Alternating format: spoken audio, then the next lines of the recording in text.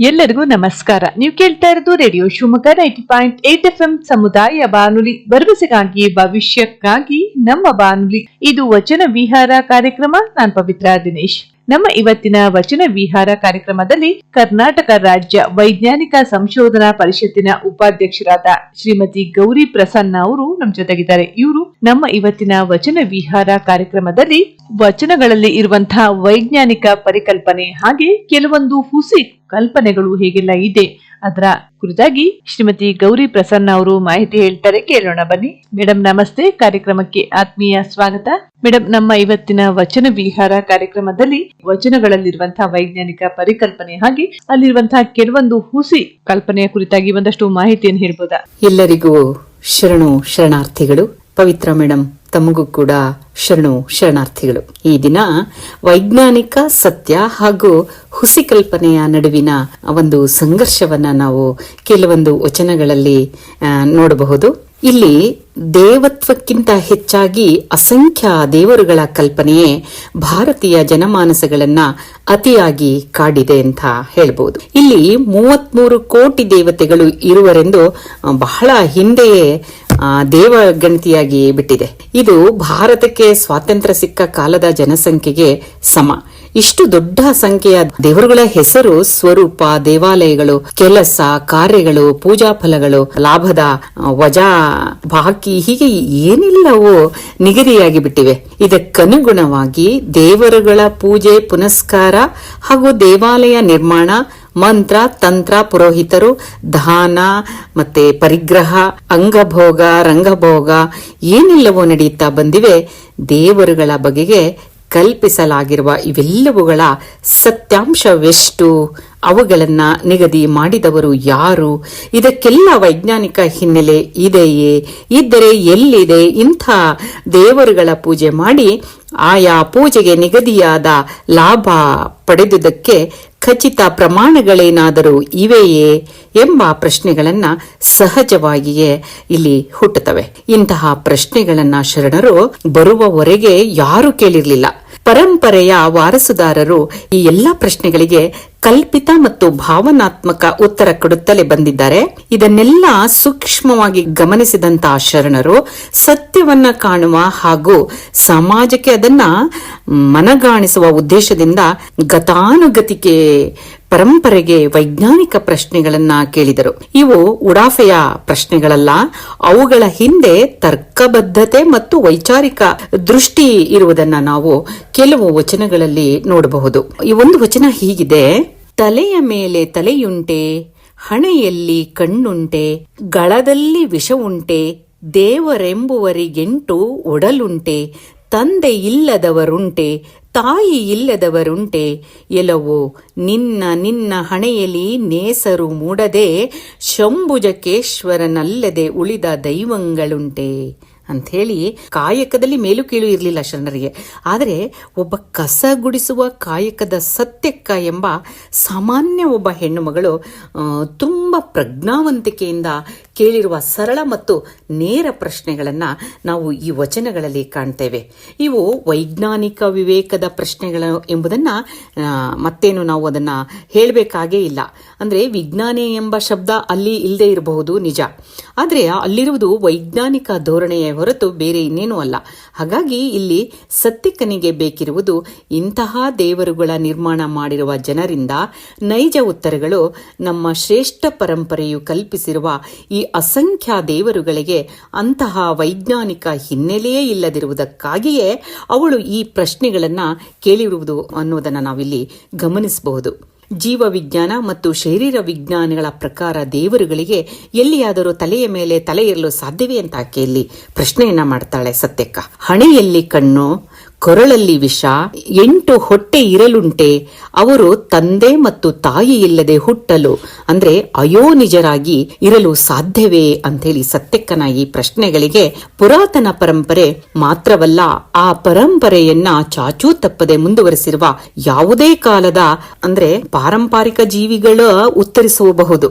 ಅಂತಹ ಜೀವಂತ ದೇವರಿದ್ದರೆ ಸಾಕ್ಷಿ ಸಹಿತವಾಗಿ ಆಕೆ ತೋರಿಸಲೂಬಹುದು. ತ್ರಿಕಾಲಕ್ಕೂ ಸವಾಲು ಹಾಕುವ ಇಂಥ ಪ್ರಶ್ನೆಗಳನ್ನ ಕೇಳುವ ಇಲ್ಲಿ ಏನು ಕೇಳಿದಳೆ ಆ ಸತ್ಯಕ್ಕ ಆ ಕಲ್ಪಿತ ದೇವರುಗಳ ಬಗೆಗಿನ ಪ್ರತಿಭಟನೆ ಹಾಗೂ ನಿರಾಕರಣೆ ಇಲ್ಲಿ ನಾವು ಈ ವಚನಗಳಲ್ಲಿ ಎದ್ದು ಕಾಣ್ತವೆ. ಅಂದ್ರೆ ಈ ರೀತಿಯ ಪ್ರತಿಭಟನೆ ಮತ್ತು ನಿರಾಕರಣೆಯ ನಂತರ ಅವಳು ಕೇಳುವ ಎಲ್ಲವೋ ನಿನ್ನ ಹಣೆಯಲ್ಲಿ ನೇಸರು ಮೂಡದೆ ಅಂತ ಪ್ರಶ್ನೆಯನ್ನ ಮಾಡ್ತಾರೆ. ಮತ್ತೊಂದು ಪ್ರಶ್ನೆಯಲ್ಲಿ ಇಂಥ ಎಲ್ಲ ಸುಳ್ಳಿನ ಕಂತೆಯನ್ನ ಆಕೆ ಕಿತ್ತೊಗೆಯುವ ಜ್ಞಾನ ಸೂರ್ಯನನ್ನ ನಿನ್ನ ತಲೆಯಲ್ಲಿ ಮೂಡಿಸಿಕೋ ಎಂಬ ಸ್ಪಷ್ಟ ಸೂಚನೆ ಈ ವಚನಗಳ ಒಳಗಡೆ ನೋಡಿದಾಗ ನಮಗೆ ಅರ್ಥವಾಗ್ತದೆ. ಹಾಗೆ ತಲೆಯಲ್ಲಿ ಜ್ಞಾನ ಸೂರ್ಯನನ್ನು ಮೂಡಿಸಿಕೊಂಡರೆ ನೀನೇ ನಿಜವಾದ ದೇವರೆಂಬ ಸತ್ಯ ತಿಳಿಯುತ್ತದೆ ಎಂಬ ಧ್ವನಿಯನ್ನ ಅವಳು ಇಲ್ಲಿ ಇಟ್ಟಿದ್ದಾಳೆ. ಅಂದರೆ ಜ್ಞಾನ ಅಥವಾ ಅರಿವುಗಳೇ ನಿಜವಾದ ದೇವರೆಂಬ ಸತ್ಯ ಇಲ್ಲಿ ಅಂತರ್ನಿಹಿತವಾಗಿ ಪ್ರತಿಪಾದಿತವಾಗಿದೆ ಅನ್ನುವುದನ್ನು ನಾವಿಲ್ಲಿ ಗಮನಿಸಬಹುದು. ಅವು ಮನುಷ್ಯನಲ್ಲೇ ಇರುವ ಕಾರಣಕ್ಕೆ ಮನುಷ್ಯನೇ ನಿಜವಾದ ದೇವರು ಎಂಬ ಖಚಿತಪಡಿಸುವುದೇ ಶರಣರ ಮುಖ್ಯ ಉದ್ದೇಶವಾಗಿತ್ತು. ಹಾಗಾಗಿ ಬೇಕಾದಂತ ವಾಸ್ತವವೆಂದರೆ ಶರಣರು ದೇವತ್ವದ ಪರಿಕಲ್ಪನೆಯನ್ನ ಖಂಡಿತವಾಗಿಯೂ ಒಪ್ತಾರೆ. ಆದರೆ ಅಕರಾಳ ವಿಕರಾಳ ಸ್ಥಾವರ ದೇವರುಗಳನ್ನ ಸೃಷ್ಟಿಸಿ ಇಲ್ಲ ಸಲ್ಲದ ಸ್ವರೂಪದಲ್ಲಿ ಅವುಗಳನ್ನ ಬಣ್ಣಿಸಿ ಜನರನ್ನ ಭಯಮೂಲದ ಭಕ್ತಿಯಲ್ಲಿ ಕೆಡುವುದನ್ನ ಮಾತ್ರ ಅವರಿಲ್ಲಿ ಒಪ್ಪಕ್ಕೆ ಸಾಧ್ಯನೇ ಇಲ್ಲ, ಒಪ್ಪಲಾರರು ಅವರು. ಹಾಗಾಗಿ ಶರಣರ ಅಂತಹ ವೈಜ್ಞಾನಿಕ ಮತ್ತು ವೈಚಾರಿಕ ಅರಿವೇ ಸತ್ಯಕ್ಕನ ಈ ವಚನದಲ್ಲಿ ಸ್ಪಷ್ಟವಾಗಿ ನಾವು ನೋಡಬಹುದು. 12ನೇ ಶತಮಾನದಲ್ಲಿಯೇ ನಮ್ಮ ಶಿವಶರಣರ ವೈಜ್ಞಾನಿಕ ಚಿಂತನೆ ಎಷ್ಟು ಉನ್ನತ ಮಟ್ಟದಲ್ಲಿತ್ತು, ಹೇಗೆಲ್ಲ ವಿಮರ್ಶಾತ್ಮಕವಾಗಿ ಅವರು ಸಮಾಜವನ್ನ ನೋಡ್ತಾ ಇದ್ರು ಎಂಬುದನ್ನ ಈ ಸತ್ಯಕ್ಕನ ಒಂದು ವಚನದಿಂದ ತಿಳಿಬಹುದು. ಹಾಗಾದ್ರೆ ಸ್ನೇಹಿತರೆ, ಶ್ರೀಮತಿ ಗೌರಿ ಪ್ರಸನ್ನ ಅವರು ವೈಜ್ಞಾನಿಕ ಚಿಂತನೆಯ ಕುರಿತಾಗಿ ಇನ್ನಷ್ಟು ಶಿವಶರಣರು ಹೇಳಿರುವ ವಿಚಾರವನ್ನ ಮತ್ತೊಮ್ಮೆ ವಚನ ವಿಹಾರ ಕಾರ್ಯಕ್ರಮಕ್ಕೆ ಸ್ವಾಗತ. ನೀವು ಕೇಳ್ತಾ ಇರೋದು ರೇಡಿಯೋ ಶಿವಮೊಗ್ಗ 90.8 FM ಸಮುದಾಯ ಬಾನುಲಿ, ಭರವಸೆಗಾಗಿ ಭವಿಷ್ಯಕ್ಕಾಗಿ ನಮ್ಮ ಬಾನುಲಿ. ಇದು ವಚನ ವಿಹಾರ ಕಾರ್ಯಕ್ರಮ. ನಾನು ಪವಿತ್ರ ದಿನೇಶ್. ನಮ್ಮ ಇವತ್ತಿನ ವಚನ ವಿಹಾರ ಕಾರ್ಯಕ್ರಮದಲ್ಲಿ ಬೀರೂರಿನ ಕರ್ನಾಟಕ ರಾಜ್ಯ ವೈಜ್ಞಾನಿಕ ಸಂಶೋಧನಾ ಪರಿಷತ್ತಿನ ಉಪಾಧ್ಯಕ್ಷರಾದಂಥ ಶ್ರೀಮತಿ ಗೌರಿ ಪ್ರಸನ್ನ ಅವರು ವಚನಗಳಲ್ಲಿ ಇರುವಂತಹ ವೈಜ್ಞಾನಿಕ ವಿಚಾರಗಳನ್ನ ಹೇಳ್ತಾ ಇದ್ರು. ಅದರಲ್ಲೂ ಸತ್ಯಕ್ಕೆ ಅವರು ಹೇಳಿರುವಂತಹ ಒಂದು ವಚನವನ್ನ ಹೇಳುವ ಮೂಲಕ ನಮ್ಮ ಶಿವಶರಣರು 12ನೇ ಶತಮಾನದಲ್ಲಿಯೇ ಅವರ ವೈಜ್ಞಾನಿಕ ಚಿಂತನೆ ಎಷ್ಟು ಉನ್ನತ ಮಟ್ಟದಲ್ಲಿತ್ತು ಎಂಬುದನ್ನ ಹೇಳ್ತಾ ಇದ್ರು. ಈಗ ಸಹ ಇನ್ನಷ್ಟು ವಿಚಾರಗಳನ್ನ ಹೇಳ್ತಾರೆ, ಕೇಳೋಣ ಬನ್ನಿ. ಬಸವಣ್ಣನು ಹೇಳ್ತಾರೆ, ಮಡಕೆ ದೈವ, ಮೊರ ದೈವ, ಬೀದಿಯ ಬದಿಯ ಕಲ್ಲು ದೈವ, ಹಣಿಗೆ ದೈವ, ಬಿಲ್ಲ ನಾರಿ ದೈವ ಕಾಣಿರೋ, ಕೊಳಗ ದೈವ, ಗಿಣ್ಣಿಲು ದೈವ ಕಾಣಿರು, ದೈವವೆಂದು ಕಾಲಿಡಲಿಂಬಿಲ್ಲ ಎಂದು ವ್ಯಂಗಿಸ್ತಾರೆ. ಅಂದ್ರೆ ಚಂದಿಮರಸನು ಇನ್ನು ಮುಂದೆ ಹೋಗಿ ಅವನು ಹೇಳ್ತಾನೆ, ಕಿಚ್ಚು ದೈವವೆಂದು ಹಾವಿಯ ಬೀಳುವರು, ಕಿಚ್ಚು ಹಾರವರು ಮನೆಯ ಸುಡುವಾಗ ಬಚ್ಚಲ ಕೆಸರ, ಬೀದಿಯ ಹವಿಯ ಬೀಳುವರು, ಕಿಚ್ಚು ಹಾರುವರ ಮನೆಯ ಸುಡುವಾಗ ಬಚ್ಚಲ ಕೆಸರ, ಬೀದಿಯ ಧೂಳ ಚೆಲ್ಲಿ ಬೊಬ್ಬಿ ಇಟ್ಟರೆಲ್ಲ ಕರೆವರು, ಸಿಮ್ಮಲಿಗೆಯ ಚೆನ್ನ ರಾಮನ ಮಂತ್ರ ತಪ್ಪಿದ ಬಳಿಕ ವಂದಿಸುವುದ ಬಿಟ್ಟು ನಂದಿಸುತ್ತಿದ್ದರು ಅಂತ ಹೇಳ್ತಾರೆ. ಅಂದ್ರೆ ಮೂಲಭೂತವಾದಿಗಳು ಊಸರವಳ್ಳಿತನವನ್ನ ನೇರ ಮಾತುಗಳಲ್ಲೇ ಅವರು ಬಯಲು ಮಾಡ್ತಾರೆ ಶರಣರು. ಅಂದ್ರೆ ಅನುಕೂಲ ಸಿಂಧು ಸಿದ್ಧಾಂತಗಳನ್ನ ಬೋಧಿಸುತ್ತಾ ಆಪತ್ತು ಬಂದಾಗ ದೇವರುಗಳನ್ನೇ ಅಪವಿತ್ರಗೊಳಿಸಲು ಹೇಸದ ಜನರು ದ್ವಂದ್ವ ನಡೆಯನ್ನ ಹೀಗೆ ವಿಡಂಬಿಸಿರುವಲ್ಲಿ ಸತ್ಯದ ದರ್ಶನವಿದೆ.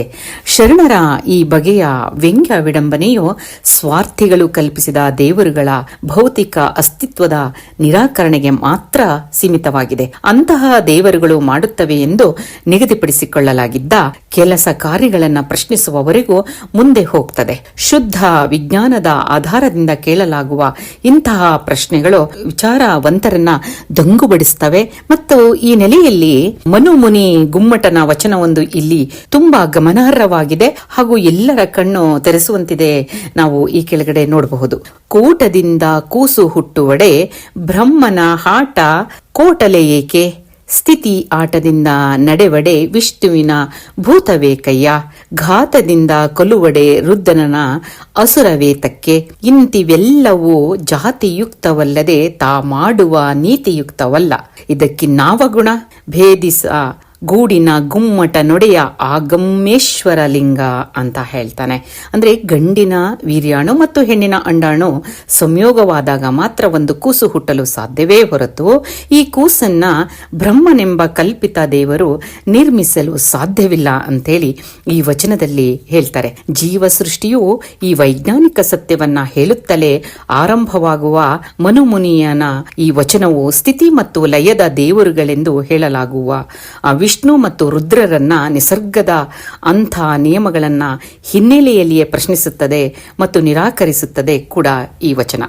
ಬ್ರಹ್ಮ, ವಿಷ್ಣು ಮತ್ತು ರುದ್ರರೆಂಬ ದೇವರುಗಳನ್ನು ಸೃಷ್ಟಿಸಿದವರು ತಮ್ಮ ಜಾತಿ ಸ್ವಾರ್ಥದ ಕಾರಣದಿಂದ ಹೀಗೆ ಹೇಳಿದರೆ ಹೊರತು ಅದಕ್ಕೆ ಯಾವುದೇ ವೈಜ್ಞಾನಿಕ ಆಧಾರಗಳು ಇಲ್ಲವೆಂಬುದನ್ನ ಗುಮ್ಮಟ ಇಲ್ಲಿ ಸ್ಪಷ್ಟವಾಗಿ ಧ್ವನಿಸುತ್ತಾನೆ. ಹೀಗೆ ಶತಶತಮಾನಗಳಿಂದ ಕಟ್ಟಲಾಗಿದ್ದಂತಹ ಸುಳ್ಳಿನ ಕಂತೆಗಳನ್ನು ಒಡೆದು ಹಾಕಿ ಸಮಾಜದೆದುರು ಸತ್ಯದ ಅನಾವರಣ ಮಾಡುವುದೇ ವಚನಕಾರರ ಗುರಿಯಾಗಿತ್ತೆಂಬುದು ಇಲ್ಲೆಲ್ಲ ವಚನಗಳನ್ನೆಲ್ಲ ನೋಡಿದಾಗ ನಮಗೆ ಖಚಿತವಾಗ್ತದೆ. ನಮ್ಮ ಶಿವಶರಣರು ದೇವರನ್ನ ವಿರೋಧಿಸಿದವರಲ್ಲ, ಆದ್ರೆ ಅಲ್ಲಿರುವಂತಹ ಸತ್ಯದ ವಿಚಾರವನ್ನ ತೆರೆದಿಡುವಂತಹ ಕೆಲಸವನ್ನ ನಮ್ಮ ಶಿವಶರಣರು ಮಾಡ್ತಾ ಇದ್ರು. ನಮ್ಮ ಶಿವಶರಣರು ಹೇಳಿರುವಂತಹ ವಿಚಾರಧಾರೆಯನ್ನ ಕರ್ನಾಟಕ ರಾಜ್ಯ ವೈಜ್ಞಾನಿಕ ಸಂಶೋಧನಾ ಪರಿಷತ್ತಿನ ಉಪಾಧ್ಯಕ್ಷರಾದಂತಹ ಶ್ರೀಮತಿ ಗೌರಿ ಪ್ರಸನ್ನ ಅವರು ಹೇಳ್ತಾ ಇದ್ರು. ನಂತರದಲ್ಲಿ ಕೂಡ ಇನ್ನಷ್ಟು ವಿಚಾರಗಳನ್ನ ನಮ್ಮ ಶಿವಶರಣರು ಹೇಳಿರುವ ವಿಚಾರಧಾರೆಯನ್ನ ಹೇಳ್ತಾರೆ. ಮತ್ತೊಮ್ಮೆ ವಚನ ವಿಹಾರ ಕಾರ್ಯಕ್ರಮಕ್ಕೆ ಸ್ವಾಗತ. ನೀವು ಕೇಳ್ತಾ ಇರೋದು ರೇಡಿಯೋ ಶಿವಮೊಗ್ಗ 90.8 FM ಸಮುದಾಯ ಬಾನುಲಿ, ಭರವಸೆಗಾಗಿ ಭವಿಷ್ಯಕ್ಕಾಗಿ ನಮ್ಮ ಬಾನುಲಿ. ಇದು ವಚನ ವಿಹಾರ ಕಾರ್ಯಕ್ರಮ. ನಾನು ಪವಿತ್ರ ದಿನೇಶ್. ನಮ್ಮ ಇವತ್ತಿನ ವಚನ ವಿಹಾರ ಕಾರ್ಯಕ್ರಮದಲ್ಲಿ ಕರ್ನಾಟಕ ರಾಜ್ಯ ವೈಜ್ಞಾನಿಕ ಸಂಶೋಧನಾ ಪರಿಷತ್ತಿನ ಉಪಾಧ್ಯಕ್ಷರಾದಂಥ ಶ್ರೀಮತಿ ಗೌರಿ ಪ್ರಸನ್ನ ಅವರು ವಚನಗಳಲ್ಲಿ ಇರುವಂತಹ ವೈಜ್ಞಾನಿಕ ಪರಿಕಲ್ಪನೆ ಹಾಗೆ ಕೆಲವೊಂದು ಹುಸಿ ಕಲ್ಪನೆಯ ಕುರಿತಾಗಿ ಕೂಡ ಮಾಹಿತಿ ಹೇಳ್ತಾ ಇದ್ರು. ಅದರಲ್ಲೂ ಶಿವಶರಣರು ಹೇಳಿರುವಂತಹ ವಿಚಾರಗಳು ಅವರು ಬೇರೆ ರೂಪದಲ್ಲಿಲ್ಲ, ನಮ್ಮಲ್ಲೇ ದೇವರಿದ್ದಾನೆ ಎಂದು ಅಚಲವಾಗಿ ನಂಬಿದಂತಹ ನಮ್ಮ ಶಿವಶರಣರ ವಿಚಾರಧಾರೆಯನ್ನ ಗೌರಿ ಪ್ರಸನ್ನ ಅವರು ಹೇಳ್ತಾ ಇದ್ರು. ಈಗ ಸಹ ಇನ್ನಷ್ಟು ವಿಚಾರಗಳನ್ನು ಹೇಳ್ತಾರೆ, ಕೇಳೋಣ. ಅಲ್ಲಮ್ಮ ಪ್ರಭು ಇನ್ನೂ ಮುಂದುವರೆದು ಹೇಳ್ತಾರೆ. ಮತ್ತೊಂದು ವಚನವನ್ನ ನಾವು ನೋಡಬಹುದು. ದೇವರುಗಳನ್ನ ನಿರ್ಮಿಸಿದವರನ್ನ ಅಲ್ಲೇ ಬಿಟ್ಟು ನೇರವಾಗಿ ಕಲ್ಲಿನ ದೇವರ ಎದುರಿಗೆ ನಿಂತು ಕೇಳ್ತಾರೆ. ಮತ್ತಷ್ಟು ಗಟ್ಟಿಯಾದ ಪ್ರಶ್ನೆಗಳನ್ನ ಕೇಳ್ತಾರೆ ಅಲ್ಲಮ್ಮ ಪ್ರಭುದೇವರು. ಸತ್ಯವನ್ನ ಪ್ರಾಯೋಗಿಕವಾಗಿ ಪ್ರಾಮಾಣೀಕರಿಸುವ ವಚನವಿದು. ನಾ ದೇವನಲ್ಲದೆ ನೀ ದೇವನೇ, ನೀ ದೇವನಾದಡೆ ಎನ್ನನೇಕೆ ಸಲಹೆ. ನಾ ದೇವನಲ್ಲದೆ ನೀ ದೇವನೇ, ನೀ ದೇವನಾದಡೆ ಎನ್ನನೇಕೆ ಸಲಹೆ. ಆರೈದು ಒಂದು ಕುಡಿಕೆ ಉದಕವ ನೆರವೆ. ಹೀಗೆ ಹಸಿದಾಗ ಒಂದು ತುತ್ತು ಓಗರವನಿಕ್ಕುವೆ. ನಾ ದೇವ ಕಾಣ ಗುಹೇಶ್ವರ ಅಂತೇಳಿ ಹೀಗೆ ದೇವರ ಮೂರ್ತಿಗೆ ಅವರು ನೇರವಾಗಿ ಪ್ರಶ್ನಿಸುವ ಅಲ್ಲಮ್ಮ ಪ್ರಭು ತನ್ನ ಈ ಪ್ರಶ್ನೆಗಳಿಗೆ ಆ ನಿರ್ಜೀವ ಕಲ್ಲು ಉತ್ತರ ಕೊಡದಿದ್ದಾಗ ನೀನ್ಯಾವ ದೇವರೋ ಎಂದು ಪ್ರತಿಭಟಿಸುವ ರೀತಿಯಲ್ಲಿ ನಾ ದೇವ ಕಾಣ ಗುಹೇಶ್ವರ ಎಂದು ಅವರು ಎದೆತಟ್ಟಿ ಹೆಮ್ಮೆಯಿಂದ ನಾನು ಹಸಿದು ಬಂದಂತವರಿಗೆ ಊಟವನ್ನ, ಬಾಯಾರಿ ಬಂದಂತವರಿಗೆ ನೀರನ್ನ ನಾನು ಕೊಡಬಲ್ಲೆನೆ, ಮನುಷ್ಯನಾದಂಥವನು ನಾನು ಕೆಲಸ ಕಾಯಕವನ್ನ ಮಾಡಿ ನಾನು ಕೊಡಬಲ್ಲೆನೆ ಹೊರತು ನೀನು ಕಲ್ಲಿನ ಮೂರ್ತಿ ನೀನೇನು ಕೊಡಬಲ್ಲೆ ಅಂತೇಳಿ ಎದೆ ತಟ್ಟಿ ಹೇಳುವುದನ್ನ ನಾವು ಈ ವಚನದಲ್ಲಿ ನೋಡ್ತೇವೆ. ಇದು ಬರೀ ಮಾತಲ್ಲ, ಸಿದ್ಧಾಂತವಲ್ಲ. ನೀರು ಮತ್ತು ಅನ್ನ ಕೊಡುವ ಸಾಧ್ಯತೆ ಇರುವುದು ಕಲ್ಲಿನ ಮೂರ್ತಿಗಲ್ವೇ ಅಲ್ಲ, ಆ ಸಾಧ್ಯನೇ ಇಲ್ಲ. ಮನುಷ್ಯನಿಗೆ ಮಾತ್ರ ಅದನ್ನೆಲ್ಲವನ್ನು, ನೀರನ್ನ, ಹಸಿದವನಿಗೆ ಅನ್ನವನ್ನ ಕೊಡಲು ಸಾಧ್ಯ. ಹೀಗೆ ಮನುಷ್ಯನೇ ದೇವರು ಅಂತೇಳಿ ಮನುಷ್ಯತ್ವದಲ್ಲಿಯೇ ದೇವರಿದ್ದಾನೆ ಎಂಬುದನ್ನ ನೇರವಾಗಿ ಸಾರುವ ಅಲ್ಲಮ ಪ್ರಭುದೇವರ ಈ ವಚನದಲ್ಲಿ ನಾವು ನೋಡಬಹುದು. ಇಲ್ಲಿ ನಮ್ಮ ಪರಂಪರೆ ಕಲ್ಪಿಸಿರುವ ನಿಷ್ಕ್ರಿಯ ದೇವರುಗಳನ್ನ ಮುಖಾಮುಖಿಯಾಗಿಯೇ ಕೆಣಕುತ್ತಾರೆ ಅಲ್ಲಮ ಪ್ರಭುದೇವರು. ಪ್ರಶ್ನೆ, ಪ್ರತಿಭಟನೆ ಮತ್ತು ಪರ್ಯಾಯದ ದಾರಿಗಳೆಲ್ಲವೂ ಆತನ ಈ ವಚನದಲ್ಲಿ ನಿಚ್ಚಳವಾಗಿರೋದನ್ನ ಗುರುತಿಸಬಹುದು. ಹೀಗೆ ಹೇಳುವ ಅಲ್ಲಮನೆ ತನ್ನ ಇತರ ವಚನದಲ್ಲಿ ಹೇಳ್ತಾರೆ, ಇನ್ನೊಂದು ವಚನದಲ್ಲಿ ಹೇಳ್ತಾರೆ, ನೀನು ಕಲ್ಲಾದಡೆ ನಾನೇನೆಪ್ಪನೆಯ ಅಂತ ಹೇಳಿ. ಅಂದ್ರೆ ದೇಹದೊಳಗೆ ದೇವಾಲಯವಿದ್ದು, ದೇಹದೊಳಗೆ ದೇವಾಲಯವಿದ್ದು ಮತ್ತೆ ಬೇರೆ ದೇಗುಲವೇ ಕಯ್ಯ. ದೇಹದೊಳಗೆ ದೇವಾಲಯವಿದ್ದು ಮತ್ತೆ ಬೇರೆ ದೇಗುಲವೇ ಕಯ್ಯ ಎಂದು ನೇರವಾಗಿ ಕೇಳಿದ್ದಾರೆ. ಇದರಲ್ಲಿ ಕಲ್ಲು, ಮಣ್ಣು, ಲೋಹದ ಮೂರ್ತಿ, ದೇವರುಗಳ ಸ್ಪಷ್ಟ ನಿರಾಕರಣೆಯೇ ಇಲ್ಲಿ ಇದೆ. ಅಂದ್ರೆ ಜೊತೆಗೆ ಮನುಷ್ಯನೇ ನಿಜವಾದ ದೇವರು ಎಂಬ ಶರಣ ಸತ್ಯವು ಇಲ್ಲಿ ಅತ್ಯಂತ ಖಚಿತವಾಗಿ ಪ್ರತಿಪಾದಿತವಾಗಿರುವುದನ್ನ ನಾವು ಈ ವಚನದಲ್ಲಿ ಗಮನಿಸ್ತೇವೆ. ಮನುಷ್ಯನಲ್ಲಿರುವ ಅಂತಹ ದೇವತ್ವವನ್ನ ಜಾಗೃತಗೊಳಿಸಿಕೊಳ್ಳಬೇಕೆಂಬುದೇ ಇಲ್ಲಿರುವ ಆಂತರಿಕ ಧ್ವನಿ ಈ ವಚನದಲ್ಲಿದೆ. ಅದು ಶರಣರೆಲ್ಲರ ಒಕ್ಕೋರಲಿನ ಧ್ವನಿ ಕೂಡ ಅದಾಗಿತ್ತು. ಹಾಗಾಗಿ ವೈಚಾರಿಕ ಮತ್ತು ವೈಜ್ಞಾನಿಕ ಆಧಾರದೊಂದಿಗೆ ಇಂತಹ ಪ್ರಶ್ನೆಗಳನ್ನ ಕೇಳುತ್ತಲೇ ಶರಣರು ಕಲ್ಪಿತ ದೇವರುಗಳು ಮತ್ತು ಕಾಲ್ಪನಿಕ ದೇವರುಗಳು ಮತ್ತು ದೇವಾಲಯ ಎಂಬ ಹುಸಿ ಮತ್ತು ಶೋಷಣಾ ಪ್ರಧಾನ ವ್ಯವಸ್ಥೆಯನ್ನ ನೇರವಾಗಿ ನಿರಾಕರಿಸ್ತಾರೆ. ಬಸವಣ್ಣನವರು ಹೇಳಿದ್ರು, ಉಳ್ಳವರು ಶಿವಾಲಯವ ಮಾಡುವರು, ನಾನೇನ ಮಾಡಲಿ ಬಡವನಯ್ಯ, ಎನ್ನ ಕಾಲೇ ಕಂಬ, ದೇಹವೇ ದೇಗುಲ, ಶಿರಹೊನ್ನ ಕಳಶವಯ್ಯ, ಸ್ಥಾವರಕ್ಕಳಿವುಂಟು ಜಂಗಮಕ್ಕಳಿವಿಲ್ಲ ಎಂಬ ವಚನವು ಅಂಥ ನಿರಾಕರಣೆಯ ಘನೀಕೃತ ರೂಪವೇ ಅದು. ಹೌದಾ? ಹಾಗಾಗಿ ಸ್ಥಾವರಕ್ಕೆ ಪರ್ಯಾಯವಾಗಿ ದೇಹವನ್ನೇ ದೇಗುಲವನ್ನಾಗಿ ಮಾಡಿಕೊಳ್ಳುವ ಮತ್ತು ಅರಿವನ್ನೇ ದೇವರನ್ನಾಗಿ ಸ್ವೀಕರಿಸುವ ಬಗೆಯನ್ನ ಆತ ತಿಳಿಸಿ ಕೊಡ್ತಾರೆ ಬಸವಣ್ಣನವರು ಈ ವಚನದಲ್ಲಿ. ಅಂದ್ರೆ ಕಲ್ಪಿತ ದೇವರುಗಳನ್ನ ದೂರವಿಟ್ಟು ತನ್ನೊಳಗೆ ಇರುವ ಅರಿವಿನ ದೇವರನ್ನ ಜಾಗೃತಗೊಳಿಸಿಕೊಳ್ಳುವ ಪರ್ಯಾಯವನ್ನು ತೋರಿಸುವ ಶರಣರ ಈ ಕ್ರಮವು ಅತ್ಯಂತ ವೈಚಾರಿಕ ಹಾಗೂ ಪ್ರಗತಿಪರ ನಿಲುವಿನ ಬೇರೆ ನಾವು ಇದನ್ನ ನಿಲುವಿನ ಎಂದು ನಾವಿದನ್ನ ಮತ್ತೊಂದ್ಸಲ ಹೇಳಬೇಕಾದ ಅವಶ್ಯಕತೆ ಇಲ್ಲ. ಈ ಕ್ರಮದಲ್ಲಿಯೇ ಭಾರತೀಯ ಪುರಾತನ ಪರಂಪರೆಯು ದೇವರ ವಿಷಯದಲ್ಲಿ ಹುಟ್ಟಿಸಿದ್ದ ಹುಸಿ ಕಲ್ಪನೆಗಳನ್ನ ನೇರವಾಗಿ ನಿರಾಕರಿಸುವ ದಿಟ್ಟತನವಿದೆ. ಜೊತೆಗೆ ಮನುಷ್ಯನಲ್ಲಿರುವ ದೇವತ್ವವನ್ನ ಜಾಗೃತಗೊಳಿಸಿಕೊಳ್ಳುವ ಅಗತ್ಯವನ್ನ ಶರಣರು ತಮ್ಮ ಈ ಎಲ್ಲ ವಚನಗಳ ಮೂಲಕ ಮನಗಾಣಿಸ್ತಾರೆ. ಈ ವೈಜ್ಞಾನಿಕ ಸತ್ಯವನ್ನ ಮೊದಲು ನಾವು ಅರಿಯಬೇಕಾಗಿದೆ. ಹುಸಿ ಅಭಿಮಾನ ಬಿಟ್ಟು ವೈಜ್ಞಾನಿಕ ಸತ್ಯವನ್ನ ಒಪ್ಪಿಕೊಳ್ಳುವ ಘನತೆ ಜನಮಾನಸದಲ್ಲಿ ಬಂದರೆ ಇಡೀ ಸಮಾಜಕ್ಕೆ ಕ್ಷೇಮ ಅನ್ನುವಂಥದ್ದನ್ನ ನಾವು ಬಹಳಷ್ಟು ವಚನಗಳಲ್ಲಿ ನೋಡಬಹುದು. ಎಲ್ಲರಿಗೂ ಮತ್ತೊಮ್ಮೆ ಗೌರವದ ಶರಣಾರ್ಥಿಗಳು. ಧನ್ಯವಾದಗಳು ಮೇಡಮ್. ನಮ್ಮ ಇವತ್ತಿನ ವಚನ ವಿಹಾರ ಕಾರ್ಯಕ್ರಮದಲ್ಲಿ ಭಾಗವಹಿಸಿ ನಮ್ಮ ಶಿವಶರಣರು 12ನೇ ಶತಮಾನದಲ್ಲಿಯೇ ಅವರ ಆಲೋಚನಾ ಲಹರಿ ಹೇಗೆಲ್ಲ ಇತ್ತು, ವೈಜ್ಞಾನಿಕವಾಗಿ ಆ ಕಾಲದಲ್ಲಿಯೇ ಎಷ್ಟು ಉನ್ನತವಾಗಿ ಯೋಚಿಸ್ತಾ ಇದ್ರು ನಮ್ಮ ಶಿವಶರಣರು ಎಂಬುದನ್ನ ತಿಳಿಸ್ಕೊಟ್ಟಿದ್ದೀರಾ. ಹಾಗೆ ಪ್ರತಿಯೊಬ್ಬರ ವ್ಯಕ್ತಿಯೂ ಕೂಡ ಮನುಷ್ಯತ್ವದಲ್ಲಿಯೇ ದೇವರನ್ನ ಕಾಣ್ಬೇಕು, ಮಾನವೀಯತೆಯಲ್ಲಿಯೇ ದೇವರು ಇದ್ದಾನೆ, ದೇಹವೇ ದೇವಾಲಯ ಅಂತ ಹೇಳಿ ಬಸವಣ್ಣನವರು ಹೇಳಿದ ಹಾಗೆ ನಮ್ಮಲ್ಲಿಯೇ ದೇವರಿದ್ದಾನೆ ಎಂಬ ವಿಚಾರಧಾರೆಯನ್ನ ನಮ್ಗೆಲ್ಲರಿಗೂ ತಿಳಿಸ್ಕೊಟ್ಟಂತಹ ಇಂಥ ಶಿವಶರಣರ ವಿಚಾರಧಾರೆಗಳು ನಿಜಕ್ಕೂ ನಮ್ಗೆ ದಾರಿದೀಪ ಅಂತಾನೆ ಹೇಳ್ಬೋದು ಸ್ನೇಹಿತರೆ. ಹಾಗಾಗಿ ಇಂಥ ಶಿವಶರಣರು ಬರೆದಂತಹ ವಚನ ಸಾಹಿತ್ಯವನ್ನ ಉಳಿಸೋಣ, ಇಂದಿನ ಪೀಳಿಗೆಗೆ ತಿಳಿಸುವಂತಹ ಪ್ರಯತ್ನವನ್ನ ಮಾಡೋಣ. ನಮ್ಮ ವಚನದಲ್ಲಿರುವಂತಹ ಪ್ರತಿಯೊಂದು ವಿಚಾರವೂ ಕೂಡ ನಮ್ಮ ಜೀವನಕ್ಕೆ ಹತ್ತಿರವಾಗಿದೆ ಅಂತಾನೆ ಹೇಳ್ಬೋದು. ಇಂತಹ ಸಾಕಷ್ಟು ವಚನಗಳನ್ನ ಕಲ್ಯಾಣ ಕ್ರಾಂತಿಯ ಸಂದರ್ಭದಲ್ಲಿ ಹಾಗೆ ಸನಾತನ ಧರ್ಮದ ದಾಳಿಗೆ ಸಿಲುಕಿ ನಾಶ ಆಯಿತು. ಆದ್ರೂ ಕೂಡ ಅಂತಹ ಸಂದರ್ಭದಲ್ಲೂ ಸಾಕಷ್ಟು ಜನ ಶಿವಶರಣರು ಹೋರಾಟವನ್ನ ಮಾಡಿ ನಮ್ಗೆ ಒಂದಷ್ಟು ವಚನ ಸಾಹಿತ್ಯವನ್ನ ಉಳಿಸ್ಕೊಟ್ಟಿದ್ದಾರೆ. ನಮ್ಮ ಶಿವಶರಣರು ಬರೆದಂತಹ ಇಂಥ ಮೌಲ್ಯಯುತವಾದಂತಹ ವಿಚಾರಧಾರೆಯನ್ನ ತಿಳ್ಕೊಳ್ಳೋದಕ್ಕೆ ಒಂದು ದಾರಿಯನ್ನ ಮಾಡಿಕೊಟ್ಟಿದ್ದಾರೆ. ಆದ್ರಿಂದ ಇಂಥ ಮೌಲ್ಯಯುತವಾದಂತಹ ವಚನವನ್ನ ಉಳಿಸಿ ಬೆಳೆಸೋಣ. ಇದೆಲ್ಲವೂ ಕೂಡ ನಮ್ಮ ಜೀವನಕ್ಕೆ ದಾರಿದೀಪ ಆಗುತ್ತೆ ಅಂತಾನೆ ಹೇಳ್ಬೋದು. ಹಾಗಾಗಿ ನಮ್ಮ ವಚನ ವಿಹಾರ ಕಾರ್ಯಕ್ರಮದ ಮೂಲಕ ಎಲ್ಲ ಶಿವಶರಣರನ್ನ ಪರಿಚಯಿಸುವುದೇ ನಮ್ಮ ವಚನ ವಿಹಾರ ಕಾರ್ಯಕ್ರಮದ ಮೂಲ ಉದ್ದೇಶ ಅಂತ ಹೇಳ್ಬೋದು ಸ್ನೇಹಿತರೆ. ಹಾಗೆ ಇವತ್ತಿನ ಕಾರ್ಯಕ್ರಮವನ್ನ ಆಲಿಸಿದಂತ ಎಲ್ಲರಿಗೂ ಧನ್ಯವಾದಗಳನ್ನ ಹೇಳ್ತಾ ನಮ್ಮ ಇವತ್ತಿನ ವಚನ ವಿಹಾರ ಕಾರ್ಯಕ್ರಮದಲ್ಲಿ ಭಾಗವಹಿಸಿದಂತ ಬೀರೂರಿನ ಕರ್ನಾಟಕ ರಾಜ್ಯ ವೈಜ್ಞಾನಿಕ ಸಂಶೋಧನಾ ಪರಿಷತ್ತಿನ ಉಪಾಧ್ಯಕ್ಷರಾದಂತಹ ಶ್ರೀಮತಿ ಗೌರಿ ಪ್ರಸನ್ನ ಅವರಿಗೂ ಕೂಡ ನಮ್ಮ ರೇಡಿಯೋ ಶಿವಮೊಗ್ಗದ ಪರವಾಗಿ ಧನ್ಯವಾದಗಳನ್ನ ಹೇಳ್ತಾ ಇವತ್ತಿನ ಕಾರ್ಯಕ್ರಮವನ್ನು ಮುಗಿಸುವಂತೆ ಕೇಳ್ತಾ ಇರಿ ರೇಡಿಯೋ ಶಿವಮೊಗ್ಗ 90.8 FM ಸಮುದಾಯ ಬಾನುಲಿ, ಭರವಸೆಗಾಗಿ ಭವಿಷ್ಯಕ್ಕಾಗಿ ನಮ್ಮ ಬಾನುಲಿ.